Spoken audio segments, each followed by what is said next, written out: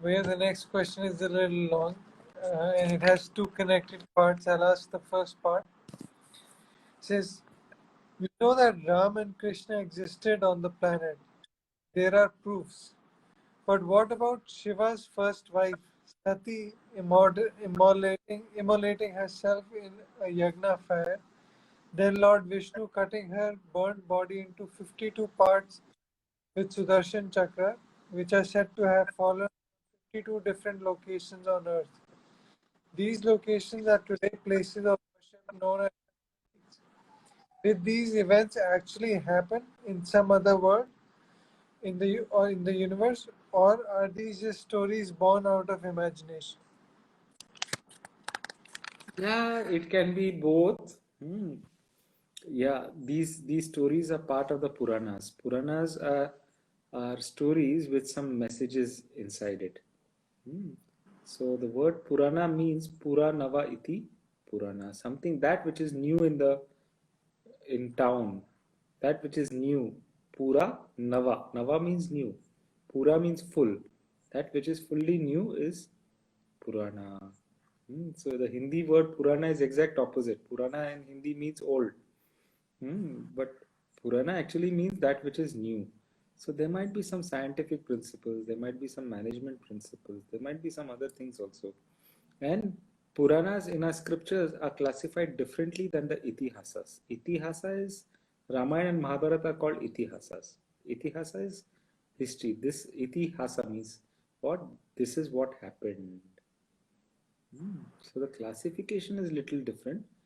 There might be some stories in it which are true, and there might be some stories which are carrying some higher moral, spiritual, scientific understanding. Now, we in the Puranas we come across a story called Rakta Bijasur. So, what does Rakta Bijasur mean? Rakta means what? Blood, isn't it? Rakta Bij means what? The seed of Rakta, the seed of blood. And what is the seed of blood?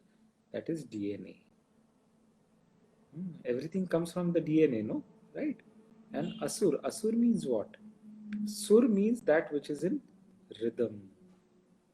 That is what in music sur is called, no? That which is rhythmic, that is in tune. And Asur means out of tune. Out of tune means what? A deformity. So Rakta Bijasur means deformity in the DNA. And see what is the characteristics ascribed to Rakta Bijasur. Wherever a drop of Rakta Bijasur's blood fell, it one more Rakta Bijasur manifested from that place. That is what the DNA is.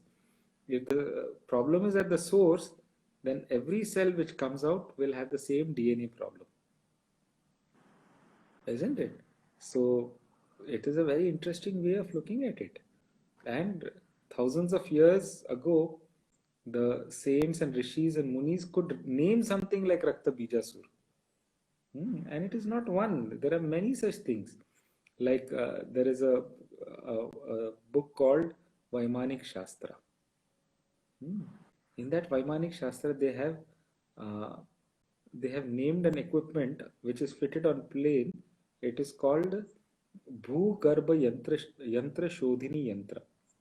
Bhugarbha Yantra Shodhini Yantra. So what does it mean? Bhu means earth. Garbha means hidden within. Bhugarbha Yantra means there is a machine which is hidden below the surface of the earth. Shodhini Yantra, a yantra to find, a tool to find that tool also is fitted on a plane. So now people say, oh, all these things are very imaginary and all that. So let us see the level of imagination to reach this word called Bhugarbha Yantra Shodhini Yantra. First level of imagination is that there are flying machines on the sky, in the sky. Okay. So that many people have ascribed, oh, people flew and all that, like birds and all that. But the imagination does not end there. And that thing which was used to fly can be used to attack people on the floor. That is the on the ground. That is the second level of imagination. And the third level of imagination is that that plane can be attacked from the ground. Okay, so that is the third level. And then the fourth level is that plane can attack this yantra which is on the ground, which attacks the plane. And because of that, that yantra has to be hidden inside the earth. That is why it is not open, right? That is why it has gone below the earth. And the fifth is there is a yantra to search for that yantra which is hidden below the surface of the earth. So 5 levels of imagination, it is too much of a coincidence, so much imagination to happen. There has to be something more to this than this. Let's see what time finds out, science finds out. But I definitely believe that there has to be something more than what we have been told. These are mythological stories or whatever.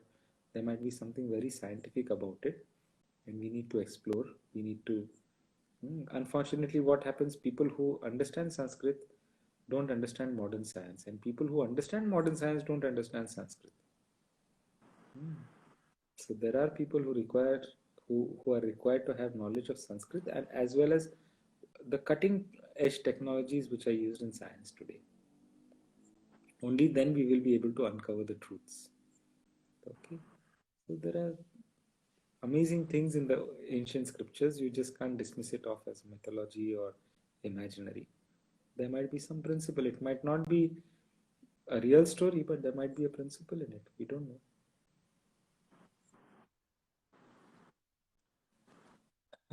There's a second part to the question. Do you want me to read it or? Yeah. Okay, the second part says it is said that Sati was unable to bear her father's insults towards her husband Shiva, so she self immolated and died. Isn't it like committing suicide or not being able to accept unfavorable situations? Should Devi Sati have done the art of living course before attending the yagna? Or why set a wrong example? See, it is a story. It has, as I told you, it might be some hidden principle in the story. We really don't know. And Art of Living did not exist there. So we cannot have hypothetical questions and hypothetical discussions on it, isn't it? So it exists now. At least we should practice now and have a clarity in mind about what we should do and what we should not do. It was not available to Sati. Let us not be so analytical about that. So there might be some principle in it. Who knows? Who really knows? In some story and some cryptic way, they might have hidden some scientific message in it. We really don't know. Like in one of the Puranas, it says moon has 27 wives, and every day the moon spends one night with every wife. So this is little surprising, but that is what is how the zodiac sign is divided. The whole 360 degrees has been divided into 27 nakshatras, and in 27 nights, the moon covers 27 nakshatras. The moon covers 314 degree, not 3, 13 degrees. 13 degrees in one day. 13 one third, I think. 13 one third degree in one day. And full 360 degrees, it takes 27 days. So that is what every 13 one third degree is called one nakshatra. And they see, it's easier to remember stories. If there were formulas to it, then it would be difficult to remember. But in the story form, it is easier. So we really don't know what it is. Okay. Okay, last question for today is how to become calm and a humble person with 0% ego. See, just be natural. If the humility is there, good. If it is not there, doesn't matter. That is a person with 0% ego. He is what he is at that moment of time. If humility comes out naturally, good. If arrogance comes out naturally, good. If anger comes out naturally, good. If acceptance comes out naturally, good. That is what is being natural. Being natural does not mean I'm going to be humble, humble all the time, goody, goody, mushy, mushy all the time. No, be natural. Whatever is happening at that moment of time, being in sync with whatever is happening is a sign of no ego. And it can be arrogance also coming up at that moment of time, but yet it can be free from ego. Okay, so just be natural. That is the antidote of ego. Okay, and I don't want ego is the biggest ego, isn't it? Or I'm free from ego is the biggest ego. So just relax, be with whatever is there. The good, the bad, accept, take everything together and move on in life. Okay. So good, very interesting questions, Dhruv, this time. There were fewer questions, but I think we still took 20 minutes to cover our entire discussion.